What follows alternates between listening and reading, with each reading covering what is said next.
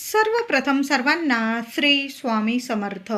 3 मार्च 2026 मंगळवार दिवशी फाल्गुन पौर्णिमेला या वर्षाचं पहिलं चंद्रग्रहण आलेलं आहे. हे ग्रहण खग्रास म्हणजे ग्रस्तोदित ग्रहण असणार आहे. तर या ग्रहणाचे वेद कधीपासून पाळावे, वेदाचे नियम कोणते, गर्भवती महिला वृद्ध कोणते नियम पाळावे, काय करावे, काय टाळावे, त्याचबरोबर ग्रहण स्पर्श कधी, मोक्ष कधी, कोणते स्तोत्र म्हणावे, म्हणजे ग्रहणात कोणते स्तोत्र म्हणावे, कोणते मंत्र म्हणावे, कोणती सेवा करावे, काय करावे, काय टाळावे, बऱ्याचशा लोकांच्या मनात बरेचसे प्रश्न असतात, शंका असतात. संपूर्ण माहिती वर्षाचा पहिलं चंद्रग्रहण, त्या चंद्रग्रहणाबद्दल जे पण मनात तुमच्या प्रश्न असतील, आजच्या व्हिडिओमध्ये संपूर्ण प्रश्नांचे उत्तरं तुम्हाला मिळून जातील. म्हणून व्हिडिओ शेवटपर्यंत बघा. चॅनलवर नवीन असाल कृपया आपल्या चॅनलला नक्की सबस्क्राईब करा. तर यावर्षी 2026 मधील पहिलं चंद्रग्रहण 3 मार्च 2026 फाल्गुन पौर्णिमे दिवशी म्हणजे धुलीवंदनच्या दिवशी आलेलं आहे. हे चंद्रग्रहण ग्रस्तोदित चंद्रग्रहण असणार आहे. धुलीवंदनच्या दिवशी चंद्रग्रहण हे ग्रस्तोदित चंद्रग्रहण असणार आहे. भारतासह Australia, Japan, America, New Zealand, Canada अशा ठिकाणी हे ग्रहण दिसणार आहे. तर ग्रहण स्पर्श सुरुवात कधी होणार आहे, तर 3 मार्च दुपारी 3:20 हे ग्रहण स्पर्श म्हणजे ग्रहणाचा काळ सुरू होणार आहे. ते ग्रहण संपणार आहे संध्याकाळी 6:48 हे ग्रहण असणार आहे. बघा, ग्रहणाचा एकूण काळ म्हणजे 3 तास 27 मिनिटांचं हे ग्रहण असणार आहे. 3 तास 27 मिनिटांचं हे मोठं चंद्रग्रहण आलेलं आहे. 2026 मधलं सर्वात मोठं आणि पहिलं चंद्रग्रहण आलेलं आहे. ग्रहणाचा पुण्यकाळ संध्याकाळी 6:20 ते ग्रहण संपेपर्यंत म्हणजे 6:48 हा ग्रहणाचा पुण्यकाळ असणार आहे. या काळात या वेळात जर आपण मंत्र स्तोत्र पठण केले तर 1000 पटीने आपल्याला पुण्यफळ मिळणार आहे. ज्यांच्या कुंडलीतील चंद्र मजबूत नसेल किंवा शुक्र मजबूत नसेल, काही अडीअडचणींना तुम्ही खूप सामोरे जात आहात, तर ग्रहणाचा पुण्यकाळ 3 मार्च 2026 मंगळवार दिवशी संध्याकाळी हा ग्रहणाचा पुण्यकाळ आहे. हा 28 मिनिटांचा पुण्यकाळ खूप खूप महत्त्वाचा आहे. सर्वांना माझी विनंती आहे, या वेळात या काळात तुम्हाला झालं तर आधी स्नान करून घ्या. स्नान केलेलं असेल सकाळी किमान हातपाय धुवून घ्यायचे आहे स्वच्छ, आणि देवघरात आसन घेऊन बसायचं आहे. दिवा अगरबत्ती करून घ्या आणि तुम्ही ज्या देवांना म्हणजे इष्ट देवतांना मानतात त्या देवांचं स्तोत्र मंत्र आवर्जून पठण करायचं आहे. थोडंसं मोठ्या स्वरात पठण करा. आपल्या लेकरांच्या कानापर्यंत पोहोचू द्या. आपल्या वास्तूला सुद्धा आपल्या देवांची सेवा आपण जी करतो ती पोहोचू द्यायची आहे. आणि ग्रहण काळात म्हणजे पुण्यकाळ, ग्रहणाचा पुण्यकाळ खूप महत्त्वाचा असतो. या वेळात या काळात केलेली सेवा 1000 पटीने आपल्याला पुण्यफळ प्राप्त करून देत असते. म्हणून या वेळात या काळात नक्की सेवा करायची आहे. तर सेवा काय करायची? श्री स्वामी समर्थ, श्री स्वामी समर्थ 11 माळी जप करा. महिलांनो, दादांनो, खरंच विनंती करते, या ग्रहणाच्या पुण्यकाळात आवर्जून सेवा करा. हा अर्धा तासाचा म्हणजे 28 मिनिटांचा हा पुण्यकाळ खूप महत्त्वाचा आहे. तसं तर ग्रहण सुरू होताच ते ग्रहण संपेपर्यंत मोक्षापर्यंत तुम्ही सेवा करू शकता, पण ग्रहणाचा पुण्यकाळ खूप महत्त्वाचा असतो. 6:20 ते 6:48 हा 28 मिनिटांचा पुण्यकाळ खूप महत्त्वाचा आहे. स्वामींचा मंत्र जपा. श्री विष्णूंचा ओम नमो भगवते वासुदेवाय नमः या मंत्राचा जप करा. माता लक्ष्मीचा ओम श्रीम नमः ओम श्रीम नमः या मंत्राचा जप करा. पुरुष सुक्तम पठन करा. स्त्री सुक्तम पठन करा. त्याचबरोबर चंद्रदेवांचा मंत्र श्री सोमाय नमः ओम श्री सोमाय नमः या मंत्राची किमान 1 माळ का होईना, जेवढी सेवा होईल ना, अगदी पठन करायचं म्हणून नाही, ते आपल्याला कळलं पाहिजे, आपल्या मनापर्यंत हृदयापर्यंत पोहोचलं पाहिजे. म्हणून मनापासून 1 माळ जरी केली तुम्ही चालेल. जास्त सेवा झाली तर अतिशय उत्तम, पण जी कधी पण कराल, मनापासून करा, हृदयापासून करा, 1000 पटीने तुम्हाला पुण्य फळ मिळणार आहे. कितीही कठीण त्रासात असू द्या तुम्ही, क्षणात मार्ग देवी देवता तुम्हाला काढून देतील. म्हणून या पुण्य काळात, चंद्रग्रहणाच्या पुण्य काळात सेवा आवर्जून करा. ग्रहणाच्या पुण्य काळात मंत्र स्तोत्र जर आपण पठन केले तर सर्व स्तोत्र मंत्र उजळून निघतात आणि 1000 पटीने आपल्याला पुण्य फळ प्राप्त होत असतं. म्हणून सर्वांनी जे पण स्तोत्र तुम्ही मंत्र पठन करता, तुमच्या कुलस्वामिनीचा मंत्र, स्वामींचा, गजानन माऊलींचा, साईबाबांचा, दत्तगुरू महाराजांचा, ज्या देवांना मानतात त्या देवांचं नाव घ्यायचं आहे. देवघरासमोर बसा आणि शांत चित्ताने मंत्र स्तोत्र जरूर पठन करा. तर 3 मार्च 2026 चंद्रग्रहणाचे वेद नियम कधीपासून पाळायचे, तर सूर्य उगवल्यापासून 3 मार्च सकाळी सूर्य उगवल्यापासून म्हणजे 6:30 वाजेपासून, सकाळी 6:20 पासून ते ग्रहण मोक्ष म्हणजे संध्याकाळी 6:48 वेद नियम सर्वांनी पाळायचे आहे. आता गर्भवती महिला असतील, वृद्ध, लहान मुले यांनी 3 मार्च सकाळी 11 वाजेपासून ते संध्याकाळी म्हणजे ग्रहण संपेपर्यंत, मोक्षापर्यंत 6:48 संध्याकाळपर्यंत नियम पाळायचे आहे. आता नाही एवढं जमलं तर महिलांनो, दादांनो, जेवणात तुळशीचं पान टाकून ठेवायचं आहे. जे पाणी पिणार आहात तुळस टाकून ठेवा. तुळस कृपया या दिवशी कुणीच तोडू नका. आदल्या दिवशी पण होळी आलेली आहे आणि धुलीवंदनला 3 मार्चला तर आपले वेद सकाळपासूनच, पहाटेपासूनच लागणार आहे. सूर्योदयापासूनच वेद नियम पाळायचे आहे. मग तुम्ही आधीच अगदी 28 फेब्रुवारीलाच तुळस तोडून ठेवा. तुळस काही शिळी होत नाही. एखाद्या नीट ठेवून द्या, पाणी वगैरे शिंपडून नीट राहील तुमची तुळस. किंवा तुम्ही फुलवाल्या दादांकडून विकत आणली तरीही चालेल. पण ग्रहणाच्या वेद नियम काळात कुणीच तुळस तोडू नका, कृपया तोडू नका. आदल्या दिवशी पण होळी आहे, होळी पौर्णिमेला कुणी तुळस तोडू नका. आधीच तुळशीची तयारी वगैरे करून ठेवायची आहे. ग्रहण आहे, सर्वांनाच माहीत आहे.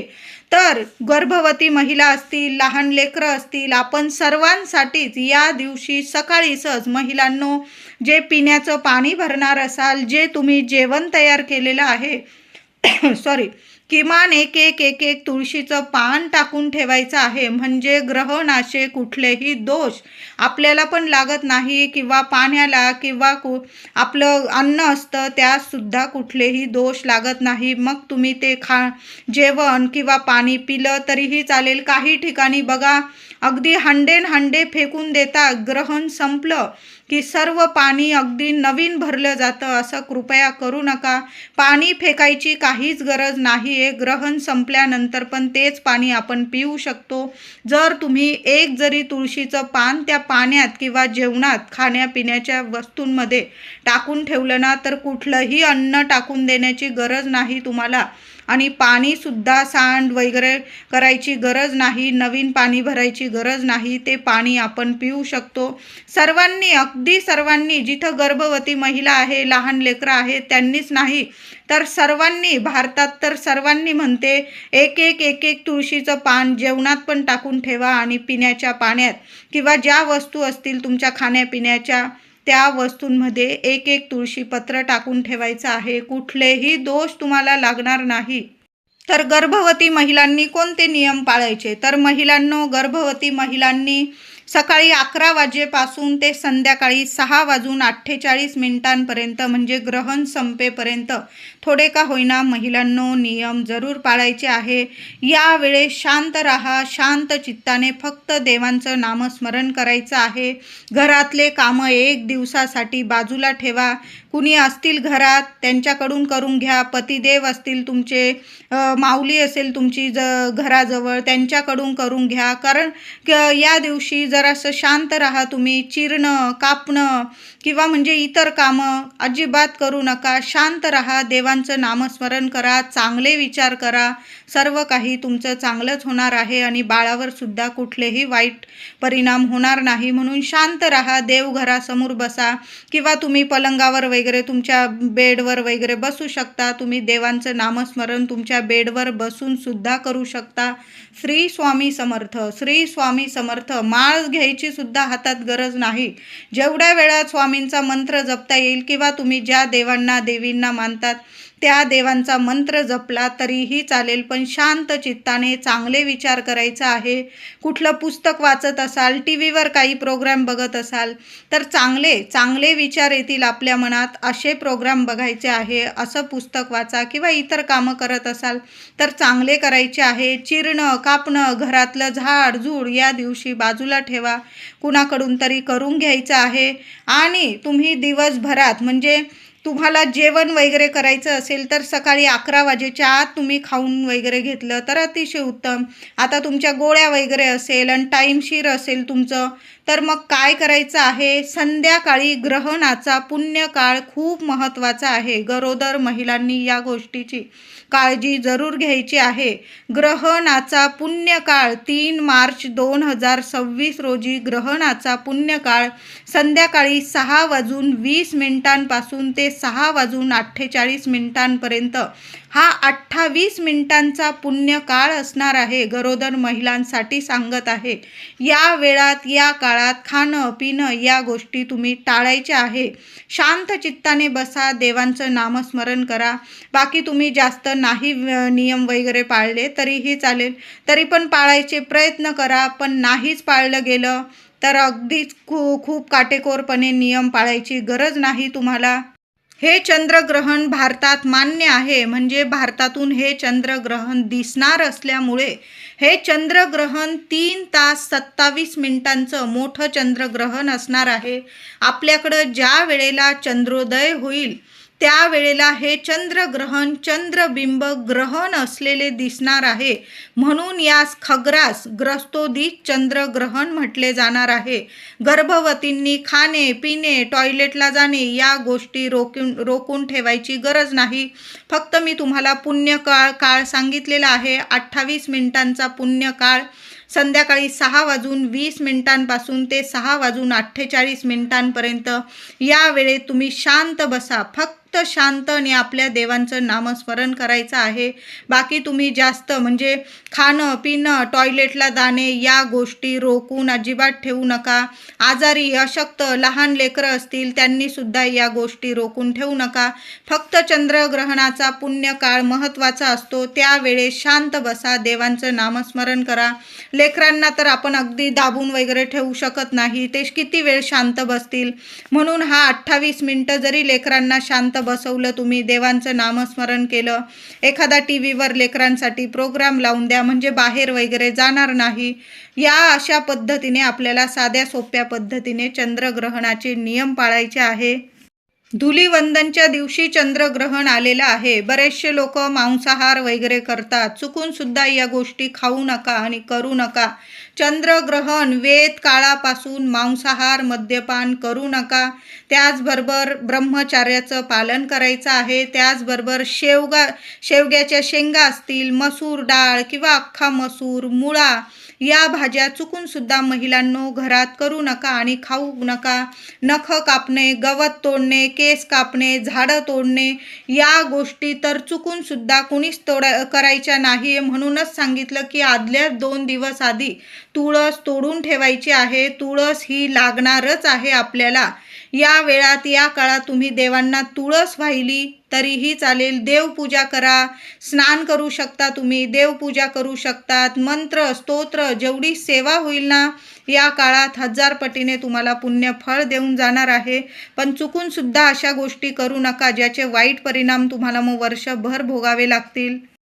आता हे चंद्रग्रहण कोणत्या राशीला शुभ आणि कोणत्या राशीला अशुभ किंवा मिश्र फळ देणार आहे जाणून घ्या. तर मिथुन, तूळ, वृश्चिक, मीन या राशींना अतिशय शुभ फल देणारं हे चंद्रग्रहण असणार आहे.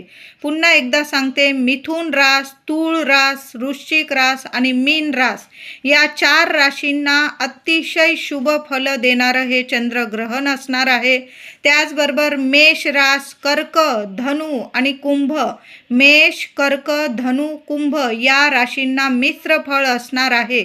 तुम्हाला पण शुभच परिणाम दिसून येतील. त्याचबरोबर वृषभ रास, सिंह, कन्या आणि मकर. वृषभ, सिंह, कन्या आणि मकर या राशींना अनिष्ट म्हणजे अतिशय वाईट परिणाम तुम्हाला या चंद्रग्रहणाचे मिळणार आहे. म्हणून या राशींनी, ज्या राशींना अशुभ परिणाम असणार आहे या चंद्रग्रहणाचे, त्यांनी आणि गर्भवतींनी किंवा ज्यांचं आरोग्य नीट नाही त्यांनी चुकून सुद्धा ग्रहण बघू नका. चंद्रग्रहण धुलीवंदनच्या दिवशी आलेलं आहे, मंगळवार आहे. महिलांनो, जेव्हा सकाळीच पूजा कराल ना, तर देवघरातील दिव्यात एक वस्तू टाकायची आहे तुम्हाला. देवघरातील दिवा मग तुमचा तुपाचा असो, गाईच्या तुपाचा किंवा तेलाचा, किंवा दोन्हीही दिव्यांमध्ये या वस्तू टाकू शकता. तर काय करायचं आहे, एक कापराचा तुकडा टाकायचा आहे तुम्हाला. भीमसेन कापूर टाका किंवा साधा कापराचा तुकडा आपल्या मुख्य देवघरातील दिव्यात टाकून ठेवायचा आहे. चंद्र मजबूत होईल. तुम्हाला जर कुणाला कुंडलीत चंद्र मजबूत करून घ्यायचा असेल तर चंद्रग्रहणाच्या दिवशी देव्हाऱ्यातील दिव्यात एक कापराचा तुकडा जरूर टाका आणि 4 दाणे मोजून, 4 अख्खे दाणे अक्षता त्या दिव्यात टाकायच्या आहे. फक्त या 2 गोष्टी. इतका चंद्र मजबूत होईल. तुम्हाला काही अडीअडचणींना सामोरं जावं लागत असेल किंवा कारण कुंडलीतील जर चंद्र मजबूत नसेल तर पैशांविषयी सुद्धा खूप अडचणी येतात. म्हणून आवर्जून चंद्रग्रहणाच्या दिवशी आपल्या देव्हाऱ्यातील दिव्यामध्ये एक कापराचा तुकडा आणि 4 दाणे अख्खे तांदळाचे दाणे जरूर आवर्जून टाका. खूप शुभ परिणाम तुम्हाला तुमच्या आयुष्यात दिसून येतील. त्याचबरोबर ग्रहणात तुम्हाला दान धर्म करता आला पुण्य काळामध्ये तर आवर्जून करा. संध्याकाळी कुणाला गोरगरिबांना खायला प्यायला देता आलं, कपडा लत्ता दान करता आला, तुम्हाला जेवढं जमेल तेवढंच म्हणते. अगदीच खूप दान करा आणि मगच पुण्य फळ मिळेल अजिबात नाही. तुम्हाला जर परवडत असेल ना तर जरूर दान करा. एखाद्या कुणाला गरीबाला तुम्हाला शिक्षणाला वगैरे दान करायचं असेल तुम्ही ते दान करू शकता. किंवा तुमच्या घराजवळ जर ब्राह्मण बुवा राहत असतील तर ब्राह्मणाला सुद्धा तुम्ही शिदा वगैरे देऊ शकता. म्हणजे गूळ, तूप किंवा पीठ, मीठ सगळं म्हणजे आपल्याला एक दिवसाचं जेवण होईल असं तुम्ही शिदा म्हणून सुद्धा ब्राह्मणाला या पुण्य काळात जर दिलं तर भरभरून आपल्याला पुण्य फळ मिळत असतं. तुम्ही गरीबाला दान करू शकता किंवा ब्राह्मण बुवांना तुम्ही शिदा दान केली तरीही चालेल. एखादी गोमाता दिसली, गाय दिसली तर आवर्जून गाईला सुद्धा ताजी चपाती स्वतःच्या हाताने खाऊ घाला. या वर्षीच्या होळीला म्हणजे धुलीवंदनाला चंद्रग्रहण आल्यामुळे बऱ्याच लोकांना मनात प्रश्न आला असेल की रंग खेळावा का नाही. कारण वर्षातला सर्वात मोठा दिवस ज्या दिवशी आपण सर्वजण एकत्रित येतो, आनंदाने हा रंगाचा उत्सव साजरा करत असतो, सप्तरंग उधळण करत असतो या दिवशी आपण, तर या दिवशी रंग खेळावे की नाही. अगदी लहानांपासून अगदी मोठ्या व्यक्तींपर्यंत आनंदाने हा उत्सव आपण वर्षातला हा मोठा उत्सव, रंगाचा उत्सव साजरा करत असतो.